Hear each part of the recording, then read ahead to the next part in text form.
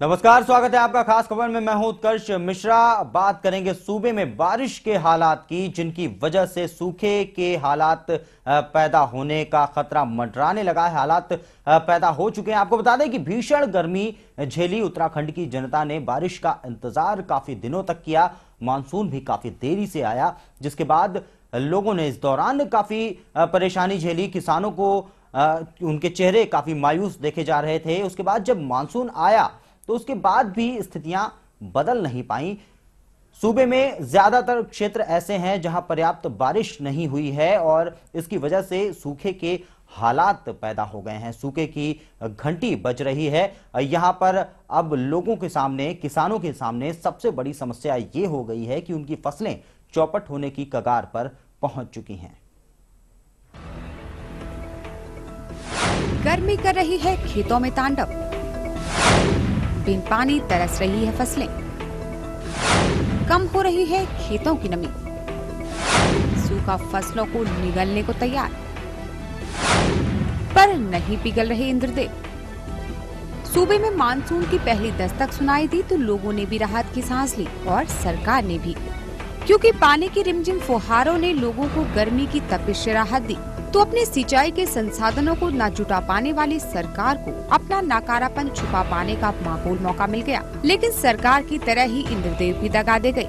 पूरा जून गुजर गया और जुलाई भी जाने की तैयारी में है, लेकिन अच्छी बारिश नहीं हुई। ऐसे में औसत से कम हुई बारिश ने सूखे के हालात पैदा कर दिए हैं। कृषि मंत्रालय और मौसम विभाग ने तो ये तक दावा कर दिया है कि किसानों की तकरीबन 30% फसल खत्म हो गई है। सूखे के कारण खेतों की नमी दिन ब दिन कम होती जा रही है और ये हालात आने वाले वक्त में और भी भयावह होने वाले हैं। प्रदेश के हालातों की अगर बात करें तो 13 जनपदों में से 10 जनपदों की जमीन की नमी कम होती जा रही है। इनमें से सबसे डरावनी स्थिति ऊधम सिंह नगर और हरिद्वार की है। मौसम विभाग की माने तो 1 जून से लेकर 1 जुलाई तक सामान्य वर्षा 386.6 मिलीलीटर होनी चाहिए थी, लेकिन हुई मात्र 352.3 मिलीलीटर।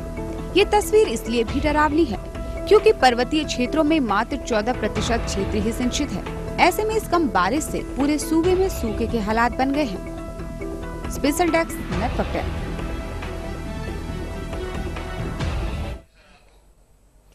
तो बारिश की कमी से जिस तरह के हालात बने हुए हैं वो लगातार चिंताजनक हैं और इनको लेकर के जहां आम आदमी परेशान है, गर्मी से, भीषण गर्मी और उमस का सामना लोगों को करना पड़ रहा है, वहीं साथ ही साथ किसानों के चेहरे भी पूरी तरीके से मुरझाए हुए हैं।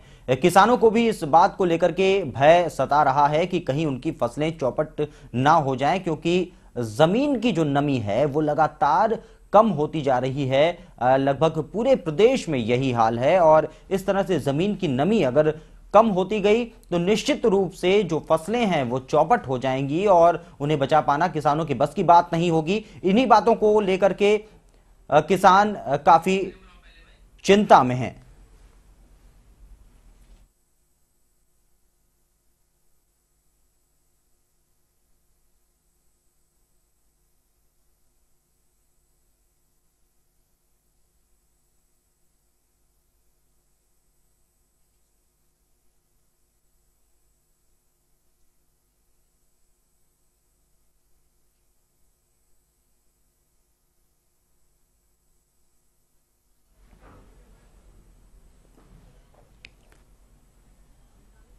तो किसानों के चेहरे पर मायूसी देखी जा रही है क्योंकि बारिश कम हो रही है और जमीन की नमी सूखती चली जा रही है।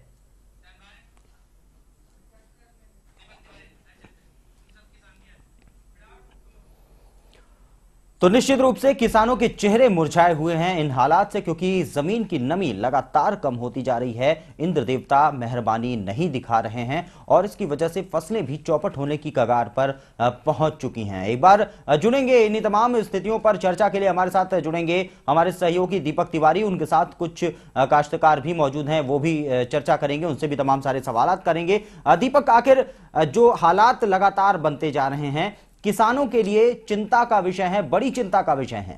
नहीं, बिल्कुल उत्कर्ष, जिस तरह के हालात खास तौर पे जून के महीने में बने हैं, देखा जाए तो बरसात यहाँ पर कम हुई है, तो कहीं ना कहीं फसलों पर संकट गहराया गया। तो मेरे साथ यहाँ पर काश्तकार मौजूद उमेश अहलूवालिया जी, उनसे बात करेंगे फसलों पर कितना असर इसका हो रहा है। जिस तरीके से मौसम विभाग का भी कहना था कि तकरीबन 386 मिलीमीटर वर्षा जून के महीने में हो जानी चाहिए थी, लेकिन सामान्य से कम वर्षा यहाँ पर हुई है, तकरीबन 352 मिलीमीटर वर्षा हुई है। उनसे जानेंगे कि कितना असर फसल पर पड़ रहा है और वाकई में किसान क्या उम्मीद कर रहे हैं, उनको फसल से कितनी उम्मीद है। उमेश जी, आपसे जानना चाहेंगे, जून के महीने की बात करें, आमतौर पर देखा जाए तो बरसात सामान्य से कम यहाँ पर कम हुई है, तो फसलों पर कितना इसका असर देखने को मिल रहा है? फसलों पर बहुत असर पड़ रहा है इसका।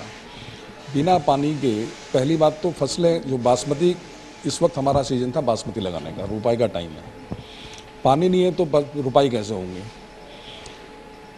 बारिश सामान्यतः जो अक्सर हुआ करती थी, उस हिसाब से मैं समझ रहा हूँ कि 30% बारिश भी अभी तक नहीं हुई, जबकि सावन का महीना चल रहा है और इसमें लगभग हम 60% बासमती लगा कर निमट जाते थे। आज की तारीख में अभी शुरुआत भी बहुत मुश्किल से किसी काश्तकार ने की होगी। तो पानी की बहुत ज़्यादा कमी है और जो बरसात के अलावा जो हमारी नहरी पानी था, नहर का पानी जो था, जब से ये नहरें अंडरग्राउंड हुई हैं तो पानी खेतों में नहीं पहुंचता इनसे। तो ना तो किसान को नहर का पानी मिल रहा है, ना बरसात का पानी मिल रहा है, तो फसलें तो अपने आप ही आप समझ लें क्या होगा फसल का। अच्छा, सिंचाई की बात करें, हालांकि मानसून यहाँ पर आया था, लग रहा था अच्छी बरसात यहाँ पर होगी और सरकार ने भी राहत की सांसें दी, साथ साथ किसानों ने धान की रोपाई भी खासतौर पर इस पर शुरू हो जाती है, लेकिन अब कम बरसात हो रही है, सिंचाई की पर्याप्त व्यवस्था नहीं है, तो उसको लेकर क्या सिस्टम अपनाया जा रहा है? जो गूलों की तरफ पानी सप्लाई किया जाता है, उसका क्या स्थिति है कि वाकई में किसानों को पानी मिल पा रहा है उसके थ्रू कुछ भी? नहीं, गूल तो रही कहाँ है। जब से ये नहरें अंडरग्राउंड हुई हैं तो कूल तो ख़त्म ही होगी। कूल का पानी तो कहीं भी, अभी आप ये देख लें जहाँ हम खड़े हैं, जहाँ आपका ये मीडिया सेंटर है, इसके साथ ये सेंट जूज स्कूल है, ये सब हमारी ज़मीनें हैं। इसमें बासमती बेल्ट थी ये पूरी, जहाँ कुछ लग जाएगा तो कंक्रीट के जंगल पैदा हो गए, लोगों ने मकान बना लिए, लेकिन जो बची कुछ ही ज़मीन है भी, वहाँ नहर का पानी नहीं है। काश्तकार तो सिर्फ अब बरसात के ऊपर डिपेंड कर रहा है। बारिश होगी तो थोड़ी बहुत रुपाई हो सकती है, अगर बारिश नहीं हुई तो नहर का पानी तो आज की तारीख में कई खेतों में नहीं मिल रहा है।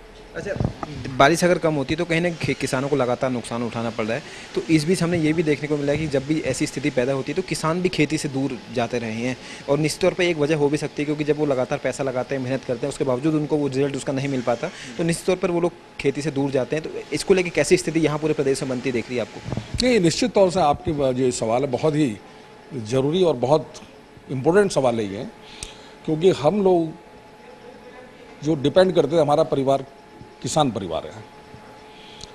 आज से 20-30 साल पहले हमारे परिवार के अंदर एक आध कोई नौकरी करता था, बाकी पूरे परिवार के जितने सदस्य थे वो सब खेती में ही लगे रहते थे। आज की स्थिति ये हो रही है कि हमारे जो बच्चे हैं, जो हमारी जनरेशन आ रही है, वो कह रही है कि खेती में तो कुछ भी नहीं है, वो यहाँ से प्लान करके कहीं ना कहीं नौकरी की तलाश में बाहर जा रहे हैं।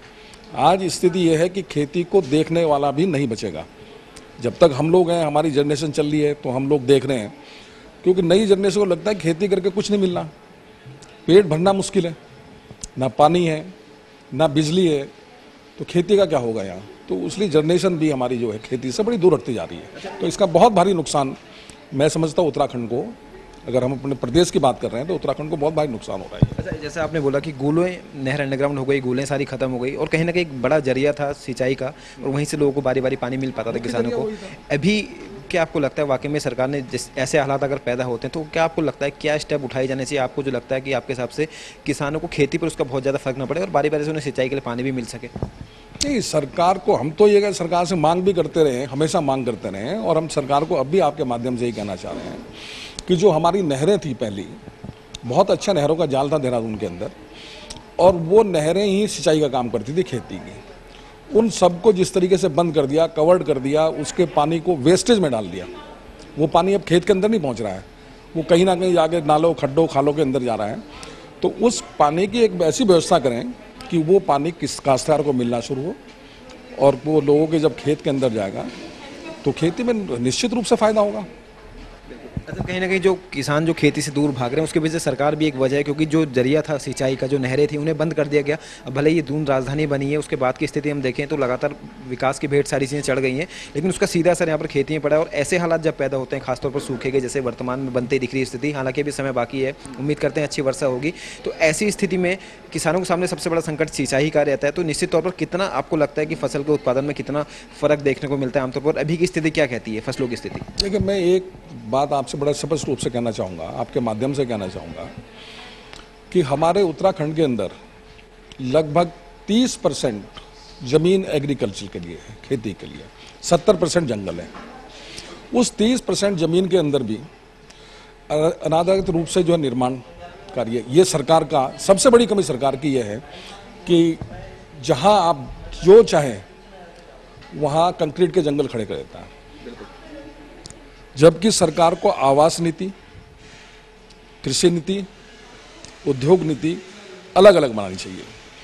अब आप ये समझते, मान लिया ये, अब मैं उस मुद्दे पे नहीं आऊँगा क्योंकि बात बढ़ जाती है कि साहब पर्वतीय क्षेत्र और मैदान की बात कर रहे हैं, लेकिन चूंकि जहाँ की जलवायु, जहाँ की स्थिति जैसी है, उस परिप्रेक्ष्य में एक सरकार को कृषि नीति बनानी चाहिए। अब जो हमारा मैदानी क्षेत्र है, यहाँ का वातावरण, यहाँ की कृषि, यहाँ की पैदावार अलग है, तो इसके लिए एक अलग कृषि नीति बने। हमारा जो पर्वतीय क्षेत्र है, वहाँ हमारी सब्जियाँ पैदा हो रही हैं, फ्रूट्स पैदा हो रहे हैं, दुनिया भर का वहाँ भंडार है, उसके लिए पर्वतीय क्षेत्र के लिए एक अलग कृषि नीति बननी चाहिए। बिल्कुल उत्कर्ष, जैसे आपने देखा कि इनका भी मानना है कि सूखे का सीधा असर फसलों पे पड़ रहा है, और खासतौर पे देखा है तो किसान खेती से दूर भाग रहे हैं। निश्चित तौर पर जब सिंचाई के लिए पानी नहीं मिल पाएगा, नहरों को सारी बंद कर जाएगा, तो ऐसी स्थिति निर्मित होती है। तो ऐसे में उमेश जी का भी यही कहना है कि दो कृषि नीति यहाँ पर बनाई जानी चाहिए, क्योंकि उत्तराखंड की भौगोलिक स्थिति की बात करें तो कुछ जिले पहाड़ी हैं, कुछ जिले मैदानी हैं, और दोनों जगह की जलवायु अलग है, दोनों जगह की भौगोलिक स्थिति एकदम से अलग है। तो ऐसे में दोनों ही जगह के लिए अलग अलग कृषि नीति की यहाँ पर जरूरत है। उत्कर्ष, बिल्कुल दीपक, आपके जरिए हमारे साथ जो काश्तकार मौजूद हैं उनसे एक और सवाल जानना चाहेंगे कि आखिर कितने दिनों के अंदर अगर बारिश नहीं हुई और बारिश के जो हालात हैं, सूखे की जो जमीन की नमी लगातार कम होती जा रही है, वो अगर कम नहीं हुई तो फसलें पूरी तरीके से चौपट हो जाएंगी। और इसका आने वाले दिनों में, चूंकि बारिश का मौसम है और बारिश की ही कमी है, मानसून की कमी है, जमीन सूख रही है, नमी इसकी जा रही है, तो ऐसे में आने वाले समय में फसलों पर इसका किस तरह से प्रभाव पड़ेगा? दीपक। बिल्कुल उमेश जी, एक चीज़ और, जो स्थिति अभी बन रही है बारिश की, देखें लगातार बरसात कम हो रही है, तो ऐसी स्थिति में क्या आपको लगता है फसलों पर कितना ज़्यादा असर पड़ने जा रहा है? और ऐसी स्थिति अगर रहती है तो कितना असर फसलों पर पड़ेगा? और देखा जाए तो, क्योंकि अगर कृषि पे ही देश की अर्थव्यवस्था डिपेंड है, देखा जाए बड़ा भाग खेती का यहाँ पर है, लेकिन खेती लगातार कम हो रही है, सूखा आ रहा है। उत्तराखंड के परिप्रेक्ष्य की बात करें तो कितना असर फसलों पर अभी तक पड़ चुका और आगे क्या स्थिति बनती दिख रही है, ऐसी स्थिति रहती है तो?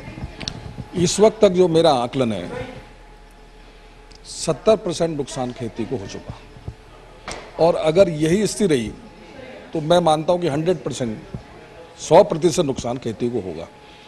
अगर कहीं बरसात थोड़ी सी अच्छी हो जाती है, क्योंकि हम ईश्वर से प्रार्थना ये करेंगे बरसात हो और उत्तराखंड में हमारी खेती को नुकसान ना पहुंचे, तो अगर बरसात होती है तो हम ये थोड़ा बहुत मान के चल सकते हैं कि 50% पे हम आ सकते हैं। जो 100% था वो तो नहीं कवर कर पाएंगे, लेकिन लगभग 50% पे हम पहुंच सकते हैं। मतलब देखा है तो अभी बड़ा नुकसान हो चुका है। जून के महीने की बात करें, बरसात नहीं हो रही, जुलाई का महीना भी ऑलमोस्ट जा चुका है, तो जल्द बारिश नहीं हुई तो सीधा खामियाजा कि किसानों को एक सब भुगतना पड़ेगा।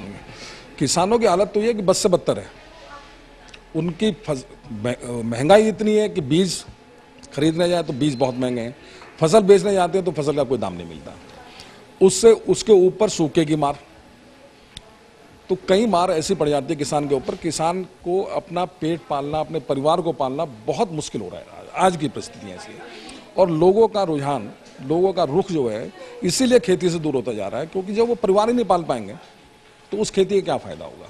बिल्कुल उमेश जी का भी साफ तौर पर ये कहना है कि 70% खेती का अभी तक नुकसान किसानों को हो चुका है, फसलों का नुकसान यहाँ पर हो चुका है, जो बड़ा नुकसान है, क्योंकि जून का महीना पूरा जा चुका है, जुलाई का महीना ऑलमोस्ट यहाँ पर खत्म हो गया, 20 तारीख हो गई है। तो अभी की जो स्थिति बन रही है उसका खेती पर सीधा असर पड़ा, और 70% फसल का नुकसान यानी कि अच्छा खासा नुकसान है, और इसका सीधा असर सभी लोगों पर पड़ेगा। और अभी भी अच्छी बरसात अगर नहीं होती है तो बाकी की जो बची हुई फसल है, जिसके लिए सभी किसान आसमान में टकटकी लगाए बैठे हैं इंद्रदेव की तरफ, और जल्दी वो नहीं माने, अगर वो लगातार यूं ही रूठे रहे तो खेती का फसल में नुकसान लगातार बढ़ता जाएगा, जिसका असर सभी जगह देखने को पड़ेगा। भले महंगाई की बात करें, दूसरी चीजों की बात करें, सभी जगह इसका असर पड़ेगा, और खासतौर पर सबसे ज्यादा सफर यहाँ पर किसान करेंगे। उत्कर्ष, बिल्कुल निश्चित रूप से दीपक, किसानों को एक झटका तो जरूर लग चुका है, मौसम की तरफ से लग चुका है, बारिश की वजह से लग चुका है और साफ तौर पर अब अगर जल्द ही इंद्र देवता अपनी मेहरबानी नहीं दिखाते हैं तो ये नुकसान आगे के दिनों में भी बढ़ता ही जाएगा। बहुत बहुत शुक्रिया दीपक, आप हमारे साथ बने रहिए। फिलहाल हम कार्यक्रम को दूसरी तरफ रुख लेंगे और आपको बता दें कि जिस तरह से स्थितियां बनी हुई हैं बारिश को लेकर के,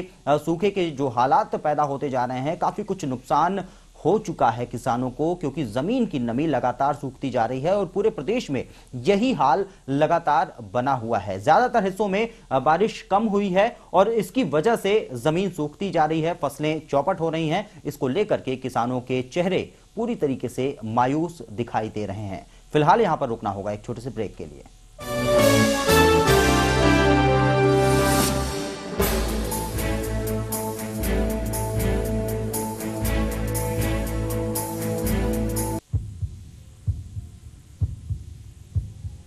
स्वास्थ्य ही जीवन की पूंजी है। हम सब चाहते हैं स्वस्थ रहना, पर फिर भी हर इंसान क्यों है ग्रसित बीमारियों से। गारंटी के साथ कह सकते हैं कि सर अच्छे इलाज होने पर मिलीमीटर में भी शॉर्टनिंग नहीं होती, ना टांग छोटी होती ना टांग बड़ी होती। यदि काम प्रिसाइजली कर दिया जाए तो इसमें कोई ऐसी दिक्कत नहीं होती, इसीलिए मॉड्यूलर सिस्टम का फायदा होता है। कैसे मिलेगा छुटकारा, क्या है सही इलाज, ये बताएंगे हमारे विशेषज्ञ डॉक्टर। कभी किसी को फ्रैक्चर हो जाता है किसी वजह से, उसको जो है स्टेबलाइज कर देना चाहिए। बाहर का ना ही खाएं तो ज़्यादा बेहतर है। पानी या जो भी आप ले रहे हैं घर का हो और खूब सारा पिएं। सबसे ज़्यादा ध्यान रखने वाली बात यही है, अगर हम इस बिंदु पे दबाव देंगे तो इस बिंदु पे दबाव देने से, पंपिंग करने से हमें माइग्रेन में एकदम से आराम मिल सकता है। तो देखना ना भूलें नेटवर्क 10 क्लिनिक, केवल नेटवर्क 10 पर।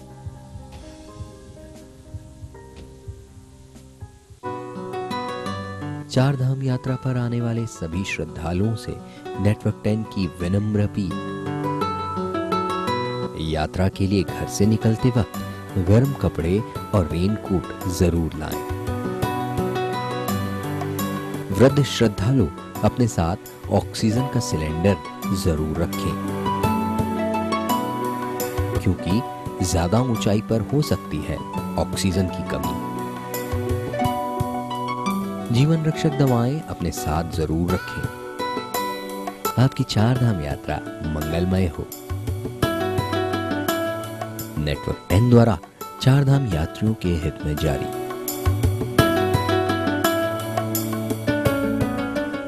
भीड़ में दब जाए जब आपकी आवाज,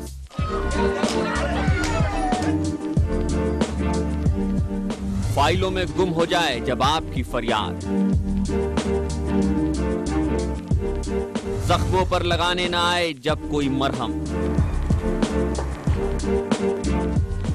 सरोकार से सरकार तक,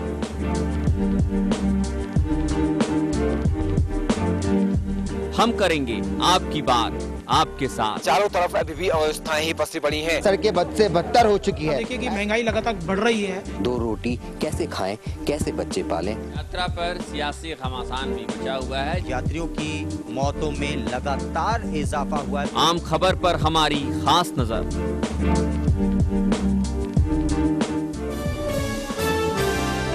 खास खबर देखिए रोज शाम 6 बजे सिर्फ नेटवर्क 10 पर।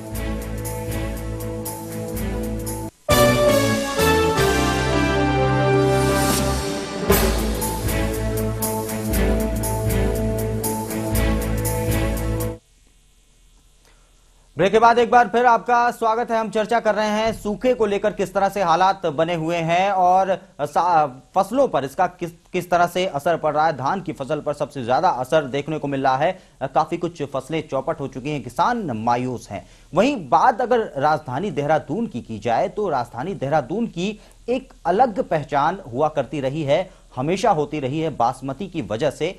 बासमती अब इसकी पैदावार राजधानी में बहुत कम हो चली है।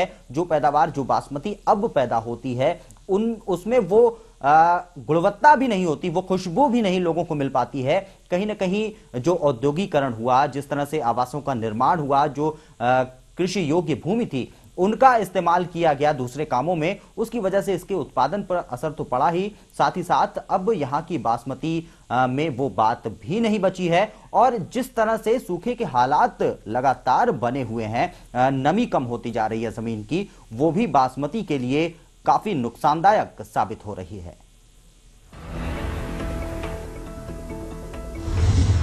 अब ना रही वो बास, अब ना रही वो मती, संकट में बासमती।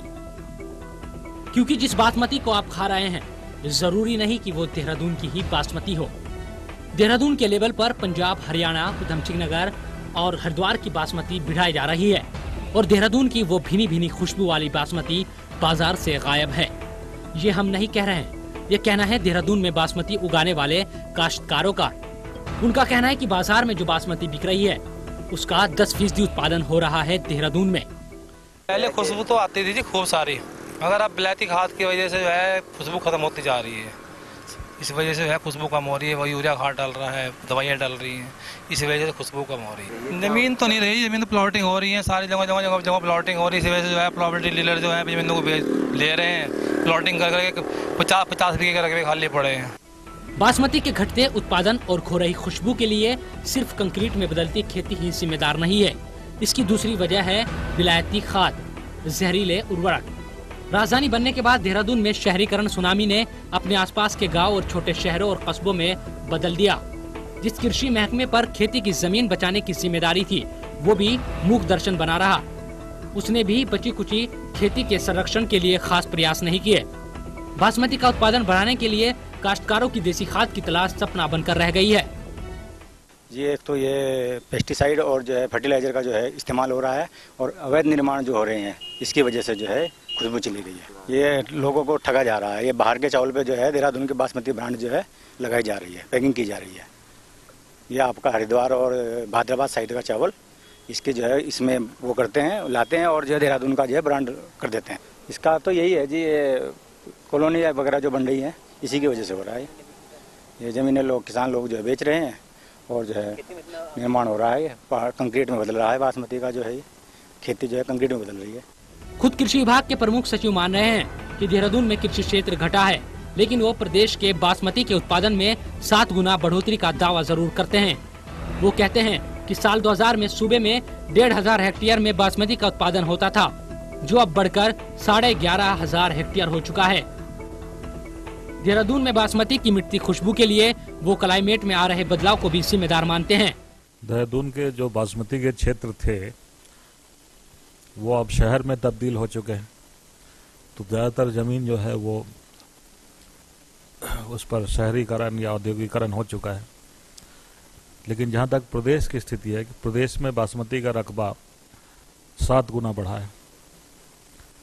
1,500 हेक्टेयर रकबा सिमट कर रह गया था 2003 में, और अब ये 11,500 हेक्टेयर हो गया है। इसमें 4 जिले हैं, हरिद्वार, देहरादून, नैनीताल का जो मैदानी क्षेत्र है और उधमसिंह नगर। माना कि सूबे में बासमती की खेती का एरिया बढ़ रहा है, मगर यहाँ बात देहरादून की बासमती की हो रही है। देश भर में काश्तकार बासमती उगाता है, लेकिन मशहूरियत तो देहरादून की बासमती की ही है। इसे बचाने की सरकार के पास क्या योजना है, ये जवाब ना सचिव साहब के पास है और ना ही हुक्मरानों के पास। नेटवर्क 10 के लिए देहरादून के वकील अहमद की रिपोर्ट।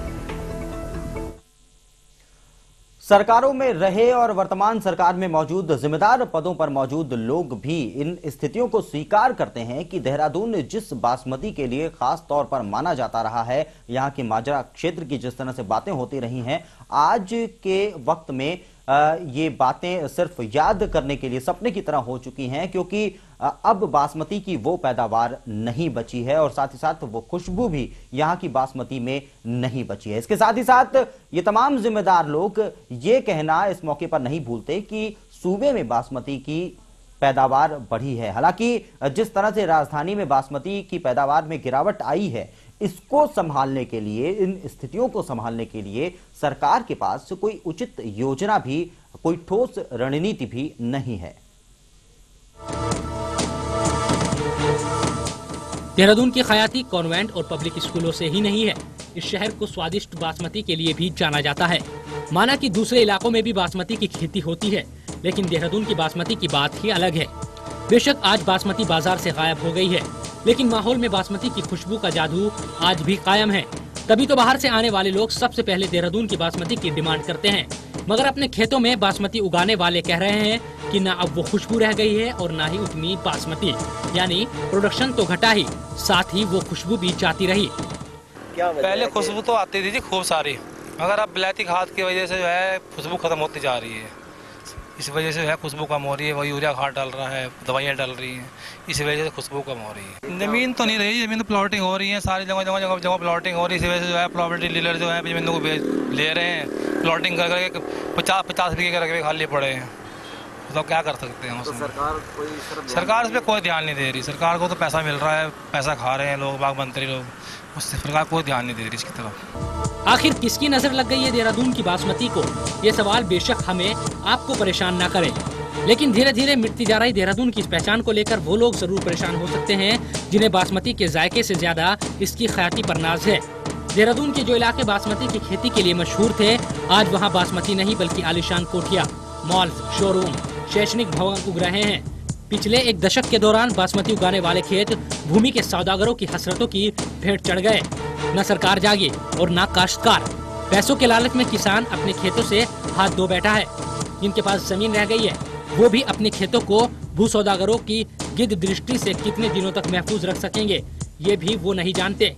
किसान कह रहे हैं कि ना अच्छी खाद मिल रही है और ना सरकार मदद कर रही है। जी एक तो ये पेस्टिसाइड और जो है फर्टिलाइज़र का जो है इस्तेमाल हो रहा है और अवैध निर्माण जो हो रहे हैं, इसकी वजह से जो है खुशबू चली गई है। ये लोगों को ठगा जा रहा है। ये बाहर के चावल पे जो है देहरादून की बासमती ब्रांड जो है लगाई जा रही है, पैकिंग की जा रही है। इसका तो यही है जी, ये कॉलोनी वगैरह जो बन रही है इसी की वजह से हो रहा है।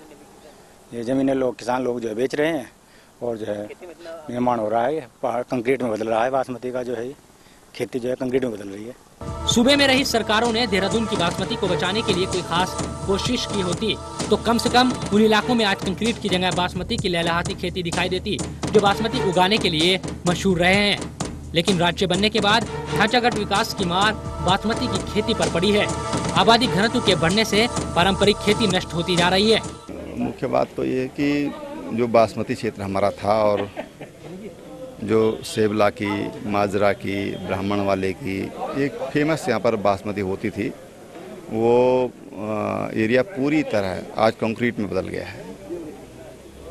जनसंख्या का अत्यधिक घनत्व और राजधानी बनने के बाद यहाँ पर जिस तरह से सरकारी कार्यालय खुले हैं, बड़े बड़े कार्यालय खुले हैं, मल्टीनेशनल कंपनी यहाँ पर आई हैं, जहाँ उनसे वो रोज़गार मिला है, देहरादून का विकास हुआ है। वहीं दूसरी तरफ जो हमारी परंपरागत यहाँ पर बासमती होती थी वो नष्ट हुई है और वही इसका मैं मूल कारण समझता हूँ। बेशक राजधानी में हो रहे विकास की कीमत शहर के कृषि क्षेत्र को चुकानी पड़ी है। वक्त वक्त पर हुक्मरान और नीति नियंता चिंता भी जताते रहे, मगर वो वाकई सीरियस होते तो कम से कम बासमती को तो मरने से बचा ही सकते थे। लेकिन उन्हें देहरादून की पहचान तो चाहिए, मगर पहचान बचाने के लिए उनके पास समय नहीं है। नतीजा बासमती धीरे धीरे मर रही है। देहरादून से नेटवर्क 10 के लिए वकील अहमद की रिपोर्ट। तो लगातार बासमती की पैदावार भी कम होती जा रही है और कोई ठोस रणनीति सरकार के पास मौजूद नहीं है जिनके बल पे बासमती की जो खोया वैभव है, देहरादून में जो कुछ वैभव रहा है, जिस तरह से अब वो खोया है उसको वापस लाया जा सके, स्थिति सुधारी जा सके और जिस तरह की बासमती के लिए देहरादून विशेष रूप से जाना जाता था वो बासमती एक बार फिर से लोगों को मिल सके। जिन बासमती के नाम पर लोगों को जो बासमती परोसी जा रही है, दरअसल वो अब देहरादून की बासमती नहीं है और जो कुछ पैदावार यहां से होती भी है आज के वक्त में वो पहले की तरह से स्वाद और खुशबू भी नहीं देती है। साफ तौर पर जिस तरह से सूखे के हालात भी लगातार पैदा होते जा रहे हैं, इसकी वजह से भी बासमती पर असर पड़ा है और इसकी फसल पे भी असर पड़ा हुआ है। निश्चित रूप से इसे भी बासमती के लिए खतरनाक माना जा रहा है कि पैदावार पहले से ही गिरी हुई थी, अब और ज्यादा गिर सकती है। एक बार जुड़ेंगे हमारे सहयोगी दीपक तिवारी हमारे साथ लगातार बने हुए हैं, सूखे पर वो चर्चा कर रहे हैं हमारे साथ।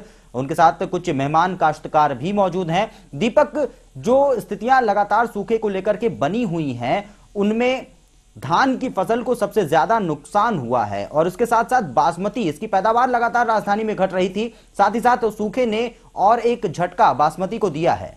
नहीं, बिल्कुल उत्कर से बात करें, देखो सूखा का संकट लगातार बना हुआ है और सूखे के संकट ने सभी फसलों को अपनी चपेट में लिया है। और जैसे हम बात कर रहे थे, काश्तकार हमारे साथ मौजूद थे, तो उनका भी कहना था कि तकरीबन 70% तक फसल चौपट हो चुकी है। और जहाँ तक हम बात करेंगे देहरादून की बासमती की, जिसकी खुशबू कभी यहाँ मशहूर हुआ करती थी, यहाँ की बासमती, और लोग दूर दूर से इसको लेने आते थे, दूर दूर तक यहाँ की बासमती जाती थी। उस बासमती की बात करें तो कहीं ना कहीं मौसम का असर उस पर पड़ा है, लेकिन उस पर और किस चीज़ों का ज़्यादा असर पड़ा है, खासतौर पर देखा जाए जब से राजधानी दून बनी है, यहाँ पर विकास हुआ है, सड़कें बनी है, बड़ी बड़ी इमारतें बनी है, कंक्रीट का जंगल एक खड़ा हुआ है, तो उसने भी यहाँ पर खेतों को ले लिया है, खेत यहाँ पर खत्म हो गए हैं। तो यहाँ की बासमती भी आज नाम मात्र देखने को मिलती है और मार्केट में हम अगर पूछने भी जाते हैं तो बासमती यहाँ की नहीं मिलती। तो हम बात करेंगे अहलुवालिया जिस जो हमारे साथ लगातार बने हुए हैं, कि क्योंकि वो लगातार खुद यहाँ पर बासमती का यहाँ पे खेती करते हैं, लगातार बोते आए हैं लंबे समय से, उनसे खुद जानेंगे कि कितना असर पड़ा है, पहले कितना उत्पादन था और वाकई में अभी की क्या स्थिति वर्तमान में है और किन किन चीज़ों का सबसे ज़्यादा असर इस पर पड़ा है। अहलुवालिया जी, बासमती की हम लगातार बात करें, सूखे का संकट तो लगातार है ही, आप खुद यहाँ पर खासकार हैं, बासमती की खेती करते हैं लंबे समय से, पहले की अपेक्षा हम देखें या राजधानी बनने से पहले की बात करें या पिछले 5 साल पहले हम चले जाएं, तब की स्थिति और अब की स्थिति में कितना फ़र्क देखते हैं? देखिए, राजधानी बनने के बाद तो बहुत फ़र्क आया, क्योंकि हर जगह राजधानी की वजह से इंक्रोचमेंट हुई, एक्वायरमेंट हुए, सरकार ने ज़मीनें एक्वायर की हैं और जो हमारा आवासीय नीति वो इतनी लचर रही है कि जहाँ जिसने देखा वहाँ मकान बना लिए, जहाँ जिसने देखा कॉम्प्लेक्स, मॉल सब खड़े कर दिए।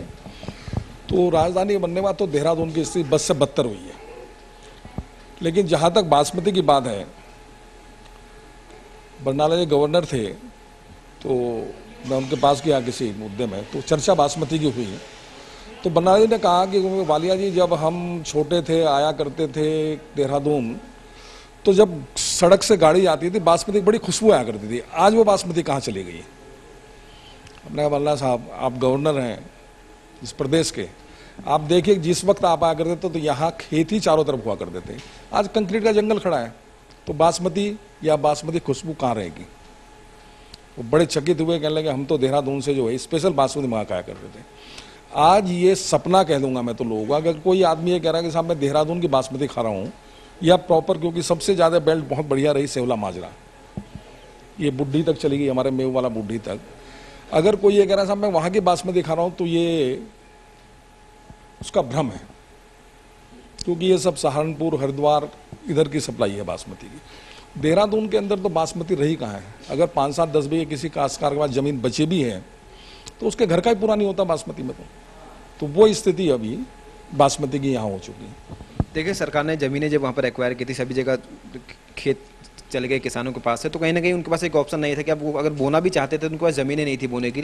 तो ऐसा नहीं लगता कि वाकई में एक ऐसी स्थिति यहाँ पर निर्मित होनी चाहिए कि किसानों के खेत भी यहाँ पर बन जाए, या कह सकते हैं देहरादून में प्लैंड विकास यहाँ पर नहीं हुआ, जिसकी वजह से खेती यहाँ पर खत्म हो गई। खासतौर पर जो यहाँ की मशहूर बासमती थी, जिसके नाम से दून फेमस था, जैसा आपने बताया, काफ़ी दूर दूर तक यहाँ की बासमती की चर्चाएँ थी, दूर दूर तक यहाँ की बासमती आती थी, लेकिन वो हालात एकदम से उलट हो गए हैं। तो इस पर क्या कहेंगे? देखिए, हमारी जैसे ही हम मोहन पार करते थे, आसारोड़ी जैसे ही पार होती थी, तो उसके बाद पूरी बेल्ट बासमती बेल्ट थी। हमारी भी खेती लगभग सुभाष नगर शुरू जाती थी, तो वहाँ गन्ना या बासमती हम पैदा करते थे। वहाँ गवर्नमेंट ने कर दिया, तो उत्तर प्रदेश सरकार के टाइम की बता रहा हूँ आपको, कि साहब यहाँ इंडस्ट्री एरिया डिक्लेयर कर दिया। अब वो वहाँ सारी फैक्ट्रियाँ खड़ी होगी, बासमती ख़त्म, गन्ना ख़त्म। वहाँ से हट के आए तो ट्रांसपोर्ट नगर, ये मेरे ख्याल सन 90 के अंदर उत्तर प्रदेश के अंदर ही ये ट्रांसपोर्ट नगर की ज़मीन का एक्वायरमेंट का काम चला। तो ये जो ज़मीन है लगभग 350 बीघे ज़मीन थी, ये हमारे ही परिवार की है। हमने उस टाइम समाजवादी पार्टी की सरकार थी, मैं माननीय मुलायम सिंह से खुद भी मिला था लखनऊ, और हमने इसका विरोध भी किया था कि साहब ये ट्रांसपोर्ट नगर को तो आप कहीं भी बना सकते हैं जहाँ सिंचाई की भूमि नहीं है, पर यह जगह ऐसी है कि इसके अंदर गन्ना बासमती बहुत अच्छी बेल्ट है, ये यहाँ ट्रांसपोर्ट नगर को ना बना के कहीं और शिफ्ट कर दिया, लेकिन वो नहीं माने। तो ये सारी बेल्ट हमारी बासमती ख़त्म हुई है। ISBT जहाँ बनी है, ये लगभग हमारे परिवार की ज़मीन है सारी, ये सारी बासमती की बेल्ट थी। तो पहले तो आप जब भी मोहन आसारोड़ी पार करते थे तो आपको खेत ही खेत में जाते, पटेल नगर तक कुछ नहीं था। आज की तारीख में आपको पटेल नगर में आता हो खेत को ढूंढना पड़ता है कि कहीं खेत है भी या नहीं है, तो वो स्थिति है।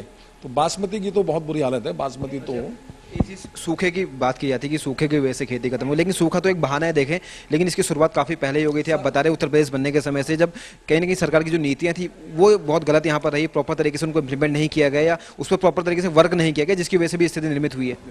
अभी तिवारी की सरकार थी तो रिक्वायरमेंट हुआ ये ISBT का, यहाँ लगभग 450, 500, 600 बीघे जमीन 3-4 गाँव की एक्वायर की गई थी। उस टाइम माननीय पूर्व मुख्यमंत्री नित्यानंद स्वामी जी भूख हड़ताल में बैठे थे और तिवारी जी मुख्यमंत्री तिवारी जी ने जो है वो लगभग मेरे ख्याल 80-90 बीघे 100 बीघे ISBT के पास जमीन रखे और पूरे गांव की जमीनें अधिग्रहण से मुक्त कर दी थी। आज वो ग्रीन बेल्ट है, कायदे में एग्रीकल्चर लैंड है, ग्रीन बेल्ट है। आज भी अगर आके वहाँ जा इस बाईपास पर आप निकलते हैं तो वहाँ आपको वही कंक्रीट के जंगल मिलेंगे। तो ये सरकार की सोच या सरकार की कमी, तो जो ग्रीन बेल्ट डिक्लेयर है उसके अंदर कंक्रीट जंगल खड़े हो रहे हैं, तो सरकार क्या कर रही है समझ नहीं आ रहा। यानी कि जिस जमीन को संरक्षित किया जाता है, खेती के लिए रखा गया था, उस पर भी यहाँ पर कंक्रीट के जंगल खड़े करने के उसकी परमिशन दी गई। एक चीज़ और पहले की अपेक्षा बात करें, जो उत्पादन यहाँ पर बासमती का होता था, मतलब संख्या के हिसाब से देखें, प्रतिशत में हम देखें तो आपको क्या लगता है कितना फर्क आया है पहले? क्योंकि पहले काफ़ी दूर दूर तक बासमती जाती थी, आज की क्या स्थिति? क्या वाकई में काश्तकार सिर्फ अपने उपयोग के लिए बासमती बो रहा है या वो बासमती बाहर भी जा रही है, और कितने प्रतिशत तक उसके उत्पादन में कमी आई है? इसमें 2 चीज़ आई हैं। एक तो ज़मीन की कमी तो हुई है, एक पानी की समस्या, क्योंकि बासमती एक ऐसी फसल है कि जिसको 24 घंटे पानी चाहिए। और जब से उत्तरांचल सरकार उत्तरांचल बना है तो जितनी हमारी नहरें थी, नालियाँ थी, उनको सबको कवर्ड कर दिया गया। वो पानी खेत तक पहुँचता नहीं। बरसात कितनी होगी उस पर काश्तकार डिपेंड है। अगर बरसात अच्छी हो जाती है तो उनकी जो 4-5, 6 बीघे 10 बीघे ज़मीन है उसके अंदर थोड़ी बहुत बासमती आती है तो वो उनके परिवार के लिए ही पूरी होती है। बहुत अगर किसी के कोई मित्र दोस्त जानने वाले आ गए तो अगर वो 10 किलो कह रहे हैं साहब मुझे चाहिए, तो कहेंगे साहब 5 किलो आप ले जा लें। पहले की स्थिति ये थी कि 70-70, 80-80 क्विंटल बासमती एक परिवार में जो खेती करे, क्योंकि 200, 250, 300 बीघे से जब कम खेती किसी की नहीं थी, तो लगभग बासमती 70 क्विंटल, 80 क्विंटल, 100 क्विंटल तक की बासमती चावल हुआ करते थे। बासमती तो बहुत हुआ करती, पर चावल उस वक्त में और आज की तुलना में तो मैं मानता हूं कि 20% भी बासमती अब नहीं हो रही है।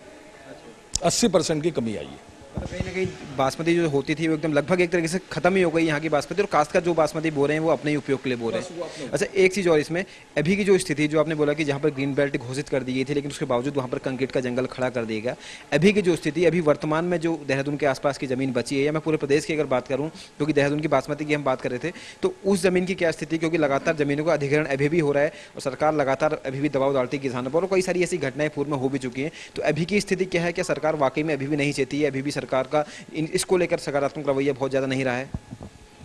हाँ, जहाँ तक आप ये सवाल कर रहे हैं तो मुझे लगता है कि सरकार इस ओर बिल्कुल ध्यान नहीं दे रही। चेतना तो एक अलग मुद्दा हुआ कि साहब भूल गए थे, फिर कह दिया, फिर छेद गए। सरकार का ध्यान कृषि की तरफ बिल्कुल नहीं है। काश्तकार की बुरी हालत है। काश्तकार अपने परिवार को पालने के लिए उसे पता नहीं कितनी जगह ठोकरें खानी पड़ रही हैं, इसलिए लोगों का दिमाग भी खेती की तरफ से दूर होता जा रहा है। अगर सरकार को उत्तराखंड के अंदर, उत्तरांचल के अंदर हमारे खेती को बढ़ावा देना है तो निश्चित रूप से एक विशेष कृषि नीति यहाँ बनाई जाए, और अगर उसके तहत काम होगा तो मैं समझता हूँ कि कुछ % खेती में हम अपने आप को संपन्न कह सकेंगे। आज की स्थिति हमारी है कि हमें सारा ही अनाज बाहर से मंगाना पड़ रहा है। उत्तराखंड के अंदर कुछ नहीं पैदा हो रहा। हमारे तराई के क्षेत्र है हमारी, वहाँ गन्ना, बासमती ये सब होते हैं, लेकिन जब बरसात हो तो वहाँ बाढ़ आ जाती है। अगर यहाँ बारिश नहीं है और तराई के क्षेत्र में बारिश हो रही है, थोड़ी यहाँ बारिश हो जाती है तो तराई के क्षेत्र में बाढ़ आ जाती है। वहाँ की फसल वैसे चौपट हुई है बाढ़ से। तो ये स्थिति ये हो रही है कि उत्तराखंड के अंदर जो है हमारी कृषि नीति अलग अलग तरीके से अगर होगी और अगर सरकार विशेष रूप से इस पर ध्यान देगी, तब कृषि को आप मान सकते हैं कि यहाँ कृषि कोई रोजगार रहेगा। वरना मैं समझता हूँ कि 10-15 साल के अंदर जो ये है भी जो थोड़ी बहुत जगह ज़मीन है, ये सब खत्म हो जाएंगे और यह कृषि नाम की कोई चीज़ उत्तराखंड में नहीं बचेगी। अच्छा, बिल्कुल आपने जैसे ठीक ये बात कही है, लेकिन एक तरफ सरकार बात करती है कि खेती को हम फायदे का धंधा बनाएंगे, किसान खेती ना छोड़ें, लेकिन दूसरी तरफ उन्हीं की ज़मीनें अधिग्रहित कर ली जाती हैं और नाम मात्र का मुआवजा उनको दिया जाता है और कई बार ऐसी स्थिति होती है कि उन्हें रोजगार देने का वादा किया जाता है लेकिन होता कुछ नहीं है। तो वास्तविक स्थिति यह है कि वाकई में किसान खेती करना चाहता है, लेकिन सरकार की तरफ से वो सहायता वो सारी चीज़ों से नहीं मिल पा रही, वो एटमॉस्फेयर उसको नहीं मिल पा रहा है। कहीं ना कहीं खाद की बात करें, बीजों की बात करें, दूसरी कई सारी चीज़ें हैं, तो उसका भी इसमें निश्चित तौर पर असर पड़ा और सरकार के जो लगातार दावे की खेती को फायदे का सौदा हम बनाएंगे वो यहाँ पर साकार होता बिल्कुल दिखाई दे रहा है आगे के समय में। निश्चित तौर पर जो आप कह रहे हो बिल्कुल सही कह रहे हैं कि सरकार का बिल्कुल ध्यान किसान की तरफ तो है ही नहीं। उत्तराखंड की जब उत्तर प्रदेश था तो थोड़ा बहुत कृषि की तरफ ध्यान था, लेकिन उत्तराखंड जब से बना हमारा तो यहाँ हमारी जितनी भी सरकारें आई हैं उन्होंने कृषि की तरफ कोई ध्यान नहीं दिया। हमारी ये नहीं है कि हम देहरादून की बात कर रहे हैं, हमारी बेल्ट उत्तराखंड की, आप छुटमलपुर जैसे पहुंचते हैं उत्तर प्रदेश का हिस्सा, लेकिन वहां तक हमारा उत्तराखंड जा रहा है। वहां बहुत जमीनें हैं खेती की, लेकिन कोई नीति, कोई सरकार की तरफ से मदद काश्तकारों को नहीं मिलती। हमारी खुद की जमीनें वहाँ है। जब हम यहाँ से एक्वायरमेंट हुआ तो हमने कुछ ज़मीनें अपनी खेती की, क्योंकि हमारा प्रोफेशन, हमारा तो मूल रूप से खेती काम था, हमने वहाँ ज़मीनें खरीदी। लेकिन आज अगर वहाँ गन्ना लगा रहे हैं तो गन्ने की सप्लाई नहीं है, अगर सप्लाई है तो उसका बकाया इतना कि पैसा कहीं कहीं साल नहीं मिलता। दिक्कतें सरकार के हैंड में कहीं ना कहीं रही हैं। तो बिल्कुल उत्कर्ष, जैसे अहलूवालिया जी का भी कहना है कि सरकार एक तरफ बात करती है कि हम खेती को फायदे का सौदा यहाँ पर बनाएंगे और किसान खेती ना छोड़ें, लेकिन दूसरी तरफ स्थिति ऐसी निर्मित हो रही है कि किसानों की जो जमीन है जिस पर वो खेती करना चाहते भी हैं उन जमीनों को अधिग्रहित कर लिया जाता है, उनको मुआवजा नाममात्र का देने की बात की जाती है और होता वहाँ पर कुछ भी नहीं है। तो कुल मिला के कहीं ना कहीं जो रवैया सरकार का, जो नीतियाँ खासतौर पर कृषि को लेकर बनाई गई हैं वो यहाँ पर बहुत ज़्यादा प्रभावी होती नहीं दिखाई दे रही है, जिसकी एक वजह ये भी है सूखे से निपटने के लिए हमारे पास पर्याप्त इंतजाम नहीं है, कारगर कदम पहले नहीं उठाए जाते हैं। बासमती की बात कर रहे थे हम, देहरादून की बासमती जो कभी मशहूर हुआ करती थी, आज सिर्फ नाम मात्र की वो बची है, सिर्फ नाम उसका रह गया है, जिस वजह से आज शायद हम ये प्रोग्राम भी कर रहे हैं। तो कहीं ना कहीं स्थितियां सरकार के हैंड पर हम देखें तो बहुत ज़्यादा सरकार यहाँ पर दृढ़ निश्चय नहीं दिखाई देती खेती के प्रति, और ज़रूरत इस बात को है कि ऐसी नीतियाँ यहाँ पर खेती की बनाई जाएँ ताकि खेती वाकई में जो सरकार बोलती है कि इसको हम फायदे का सौदा बनाएंगे वो चीज़ बन सके। उत्कर्ष, निश्चित रूप से यहाँ पर दीपक, अगर ठोस रणनीति बना करके, नीतियां बना करके इन दिशाओं में विचार नहीं किया गया सरकार की तरफ से तो स्थितियां लगातार चिंताजनक होती जाएंगी, क्योंकि बासमती तो एक फसल की बात है और साथ ही साथ अन्य फसलों पर भी इन दिनों में काफी असर पड़ा है। पिछले कई सालों में काफी असर देखा गया है। कृषि में भी जिस तरह के विकास की उम्मीद थी वो नहीं देखी जा रही है, जो किसानों के लिए विशेष रूप से बड़ी चिंता का विषय है। दीपक, फिलहाल के लिए शुक्रिया, लेकिन तमाम इन जो चर्चाओं में हमने आपसे बात की, सूखे को लेकर के बात की, जिस तरह से सूखे की वजह से, बारिश कम होने की वजह से सूखे जैसे हालात पैदा हो रहे हैं, जमीन की नमी कम होती जा रही है। एक तरफ बासमती की भी हमने चर्चा की कि देहरादून की पहचान जिस तरीके से बासमती रहा है, आज के वक्त में बासमती का उत्पादन यहाँ पर काफी कम हुआ है। उसके बाद इस सूखे से के हालात जो पैदा हुए हैं, इसने बासमती की पैदावार को और एक बड़ा झटका दिया है। काफी कुछ फसलें इस दौरान, इन परिस्थितियों में, इस मौसम में नष्ट भी हो चुकी हैं, जो किसानों के लिए सबसे बड़ी चिंता का विषय है। कार्यक्रम को आगे भी जारी रखेंगे, फिलहाल वक्त है एक छोटे से ब्रेक का।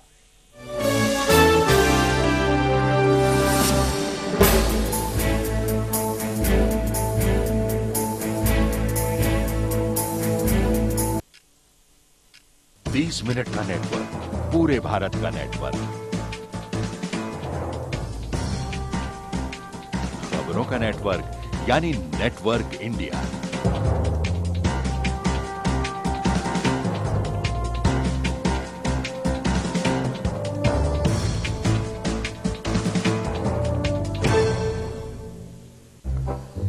जब आपके पेट में दर्द हो तब क्या आप सर में पट्टी बांधते हैं? सुबह उठकर क्या आप दांत ऐसे साफ करते हैं? जब आपको भूख लगती है तो क्या आप पानी खाते हैं? जब आपको पार्टी में जाना होता है तो क्या आप ऐसे जाते हैं? गर्मी के मौसम में क्या आप ऐसे कपड़े पहनते हैं? जब आपको लॉन्ग ड्राइव पर जाना होता है तो क्या आप अपना सफर ऐसे करते हैं? नहीं ना? तो खबरें देखने के लिए दूसरे चैनल क्यों देखते हैं? तो खबरों के लिए देखिए नेटवर्क 10। बद्री केदार की खबर, गंगा यमुना पर नजर, देहरादून की चहल पहल, खटीमा की खोज खबर, सूबे का गांव हो या शहर, हर इलाके की पूरी खबर उत्तराखंड न्यूज नेटवर्क 10 के साथ। ज्योतिष एवं वास्तु पर आधारित। जगदीश जी, आपका स्वागत है हमारे कार्यक्रम में। 2 दिशाओं का प्रतीक नेटवर्क 10 के इस अभिनव अनूठे प्रयास की पूरी प्रशंसा करता हूँ। ऋषि मुनियों की वर्षों की खोज। शुक्र हमारी कुंडली के अंदर बहुत ही महत्वपूर्ण है। वैज्ञानिक परिवेश के अनुरूप पॉजिटिव जब हमारा केतु होता है तो वो हमें क्या रिजल्ट्स देता? तो एक मंत्र आपको दे रहा हूँ मैं, ओम श्री शांब शिवाय नमः। ज्योतिष व वास्तु संबंधी समस्याओं का समाधान। किसी गली के कुत्ते को रोज सुबह थोड़ा सा दूध पिला दिया कीजिए। देखिए समस्या और समाधान रोज सुबह 9 बजे सिर्फ नेटवर्क 10 पर। जब समय के घूमते हुए चाक का सामना करती हैं समाज की घटनाएं एक नजरिए के साथ, तब संजीदा सोच गढ़ती है आपके सरोकारों की खबर, यानी नेटवर्क 10 सच की हद तक। जब पूस के महीने में गिरती है बर्फ, तब थम जाती है माणा और गुंजी गांव की रफ्तार। जब जेठ का महीना उगलता है आग, सहम जाता है ऋषिकेश और काशीपुर का बाजार। सौन भादों की बारिश डुबो देती है टनकपुर की बस्ती। जब आसमानी कड़कती बिजली बरपाती है दहशत की दास्तान। बाहर भी था वो सामान भाग गया, घर में का सामान सब भाग गया। तब हर वक्त हम रहते हैं हर खबर के साथ। उत्तराखंड न्यूज, सारे सूबे की पूरी खबर नेटवर्क 10 के साथ, सच की हद तक।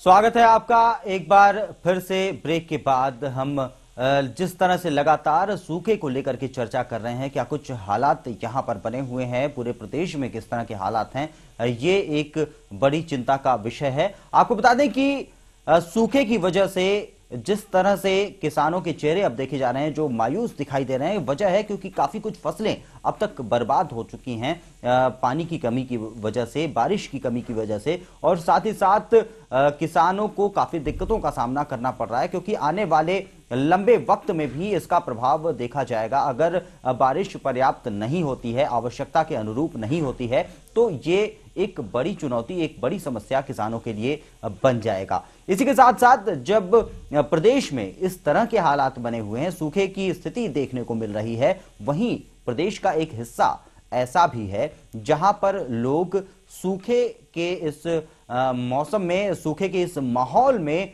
सुखी नजर आ रहे हैं। उन्हें उनकी इच्छा है, उनकी जो आवश्यकता ये है कि बारिश ना हो तो वो ज्यादा प्रसन्न रहेंगे, उनकी आवश्यकताएं पूरी होंगी। और कौन सा है ये क्षेत्र, जानते हैं इस रिपोर्ट में। धान की फसल गेहूं की फसल कटने के तुरंत बाद बोई जाती है, लेकिन सितारगंज में किसान साल में 2 बार धान की फसल बोते हैं। दरअसल सितारगंज मैदानी इलाका है और यहाँ का भूजल स्तर खासा अच्छा है, जो यहाँ के किसानों के लिए किसी वरदान से कम नहीं है।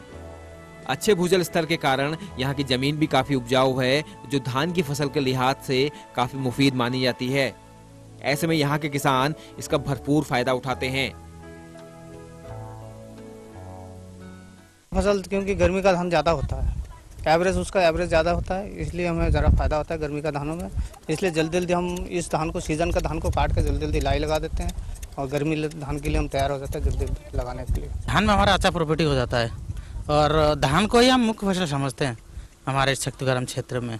अच्छा, धान की फसल की बात करें, बोने में या बोते हो या आप खेती करते हो, और क्या क्या दिक्कतें यहाँ पर आपको सामना करना पड़ता है? उसके लिए पानी की यहाँ पे उपलब्धता पूरी है, उसके अलावा और कुछ दिक्कतें? यहाँ पर खाद पानी की उतना मतलब खास कमी नहीं है, ताकि हमारे यहाँ पानी की व्यवस्था हम खुद बना के रखते हैं आर्टिजन और इंजन के बारे में, तो यहाँ के जो मुख्य वो है, जैसे खाद उद के बारे में जो रेट काफ़ी बढ़ता जा रहा है अभी, और उसमें हमें ज़रा दिक्कत होता जा रहा है। पानी भरपूर मिलता है लेकिन खाद आपको नहीं मिल पाती है। हाँ, खाद के बारे में जैसे कीमत बढ़ता जाता है ना, उसमें हमें खरीदने में दिक्कत हो जाता है। जैसे धान का रेट तो उतना जैसे सरकारी रेट हमें मिलता नहीं है, लेकिन खाद और जो दवाई वगैरह है उसका जो जायज़ रेट वो दुकानदार हमसे ले लेता है, उसका जो है हमें सही रेट नहीं मिलता है।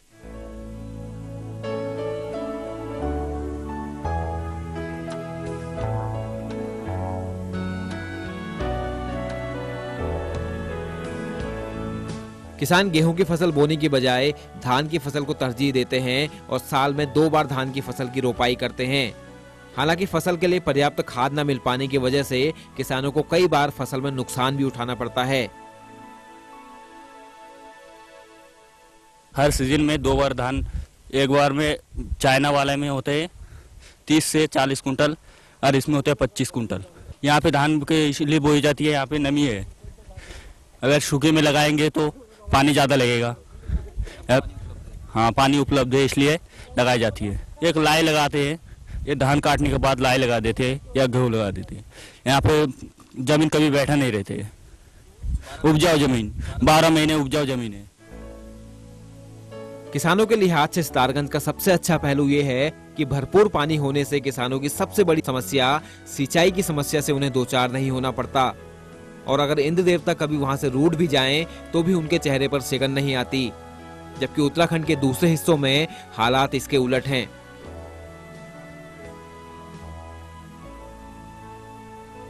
सितारगंज में भूजल की मात्रा अच्छी है और यहाँ की जमीन में नमी भी है। धान की फसल को यही चाहिए होता है। ऐसे में यहाँ के लोग इसका भरपूर फायदा उठाते हैं और साल में 2 बार धान की खेती करते हैं। सितारगंज से कैमरामैन सागर बिस के साथ। तो एक तरफ पूरे प्रदेश में सूखे के हालात बने हुए हैं, लोग इंद्र देवता की तरफ, आसमान की तरफ टकटकी लगाए बैठे हैं। उनके मनों में सवाल है कि आखिर मेघ बदरा कब बरसोगे, और ताकि उनकी फसलों को सही पानी मिल सके और ना बरसने की वजह से किसानों को नुकसान झेलना पड़ रहा। वहीं सितारगंज जैसा क्षेत्र भी प्रदेश में मौजूद है जहां के लोग बारिश ना होने की कामना कर रहे हैं। उनकी इच्छा है कि बारिश ना हो, क्योंकि बारिश होने से उन्हें नुकसान हो सकता है, जबकि उनके पास पहले से ही पर्याप्त जल मौजूद है, जमीन नम है पर्याप्त, और भूजल स्तर भी ऊंचा होने की वजह से उन्हें काफी सहूलियत मिल रही है। 2-2 बार वो साल में धान की फसल लगाते हैं। एक बार फिर से जुड़ेंगे दीपक के साथ में। दीपक, जिस तरह से स्थितियां पूरे प्रदेश में गंभीर बनी हुई हैं, सूखे के हालात बने हुए हैं, वहीं सितारगंज की बात की जाए तो वहां के जो हालात हैं फिलहाल की सूखे की परिस्थितियों में वरदान ही साबित हो रहे हैं। दीपक। नहीं, बिल्कुल उत्कर्ष, बिल्कुल आपने ठीक बात की। सितारगंज की बात करें और पूरे प्रदेश के अलग सितारगंज की स्थिति काफ़ी अलग यहाँ पर है, क्योंकि भूजल स्तर वहाँ पर काफ़ी अच्छा है और आमतौर पर देखा जाता है कि धान की फसल के लिए काफ़ी मुफीद माना जाता है पानी, और जो भूजल स्तर होने की वजह से वहाँ की ज़मीन भी काफ़ी उपजाऊ और जिसका पूरा फायदा वहाँ के किसान उठाते हैं और साल में 2 बार धान की खेती करते हैं। तो एक तरफ तो स्थिति यह है कि दूर में बासमती खत्म हो रही है, पानी का संकट है, दूसरी कई सारी दिक्कतें हैं।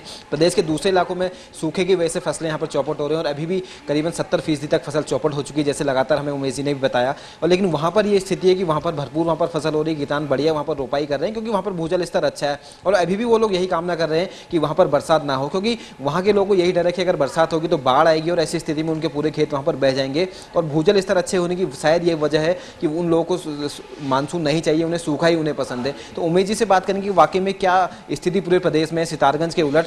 उमेश जी, जैसे सितारगंज के हालात की बात करें, मैं खुद वहाँ पर गया था, जो स्थिति हमने वहाँ पर देखी थी कि भूजल स्तर इतना अच्छा है, वहाँ पर हम जमीन में पाइप डालते हैं, तकरीबन 10 फुट पर पानी वहाँ पर मिल जाता है किसानों को।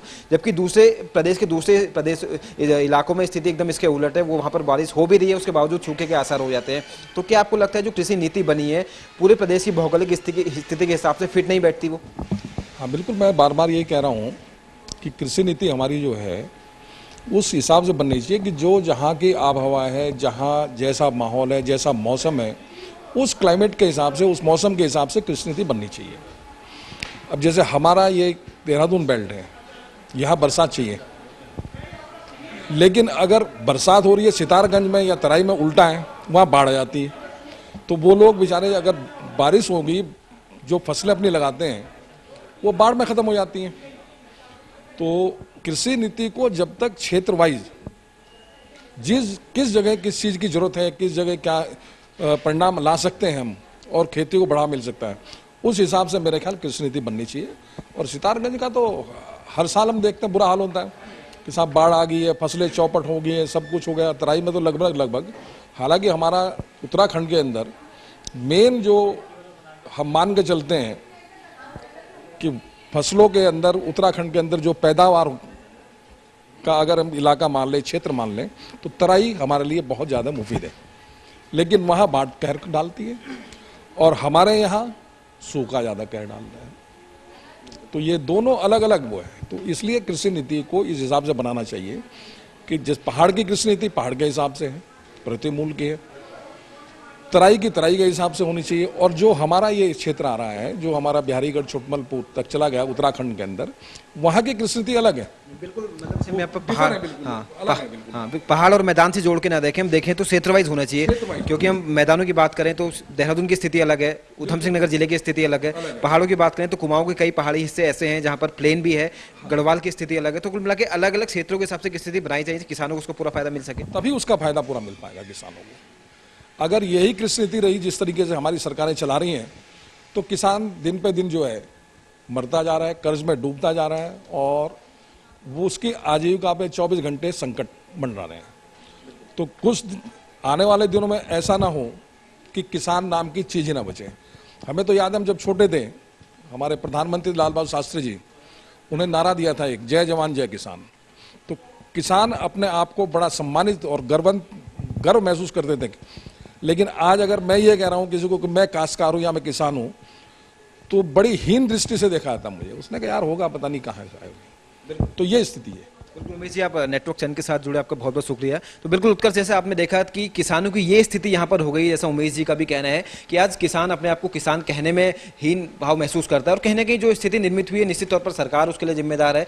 और हर प्रदेश ही नहीं, सिर्फ इलाके नहीं, बल्कि अलग अलग क्षेत्रों के हिसाब से अलग अलग कृषि नीति की यहाँ पर जरूरत है। क्योंकि हम वर्तमान के हालात ही देख लें, पहाड़ों में स्थिति यह है कि वहाँ पर फसलें रोपी जा चुकी हैं, लेकिन बरसात नहीं हो रही, तो सूखने की स्थिति है। देहरादून वाले इलाके में कुछ ऐसी स्थिति है, लेकिन उधम सिंह नगर के कुछ हिस्से ऐसे हैं, सितारगंज जैसे इलाकों की बात करें, वहाँ पर बरसात ना होने के बावजूद भी किसान खुश हैं, बढ़िया वहाँ पर फसल हो रही है। तो कुल मिला के देखा जाता है, अगर वाकई में खेती को बनाना है, बचाना है, सरकार जो कहती है कि खेती को वाकई में फायदे का सौदा हम बनाएंगे, तो निश्चित तौर पर उसके लिए ऐसे कदम उठाने की जरूरत है और ऐसी नीतियां बनाने की जरूरत है जिससे किसानों को इसका फायदा मिले। और सबसे बड़ी चीज़ यहाँ पर यह है कि किसानों की जमीनों को बचाया जाए। क्योंकि जो हम चर्चा लगातार कर रहे थे, ग्रीन बेल्ट घोषित कर दिया गया कई इलाके, लेकिन उसके बाद परमिशन दे दी गई वहाँ पर कॉलोनी काटने की, वहाँ पर निर्माण करने की। तो किस बात की ग्रीन बेल्ट? यानी कि जो स्थितियाँ, जो फैसले एक बार लिए जा चुके हैं, उन्हें इंप्लीमेंट करना बहुत ज़्यादा जरूरी है। तभी खेत बच पाएंगे, तभी खेती बच पाएगी और जो फायदे का सौदा खेती को बनाने की बात करते हैं किसान, वो सार्थक हो पाएगा। उत्कर्ष, बिल्कुल निश्चित रूप से दीपक, अगर संजीदगी से ध्यान इस दिशा में सरकार ने भी नहीं दिया तो निश्चित रूप से किसानों की जो स्थिति है वो और भी गंभीर हो जाएगी। शुक्रिया इन तमाम बातचीत के लिए। तो लगातार सूखे की स्थितियों पर हमने चर्चा की, प्रदेश में क्या कुछ हालात हैं, साथ ही साथ बासमती पर किस तरह से असर पड़ा है सूखे का। पहले से ही झटका बासमती खाई है, बासमती का चावल सही तरीके से लोगों को नहीं मिल पा रहा है क्योंकि इसकी पैदावार कम हो गई है, इसमें वो खास बात भी नहीं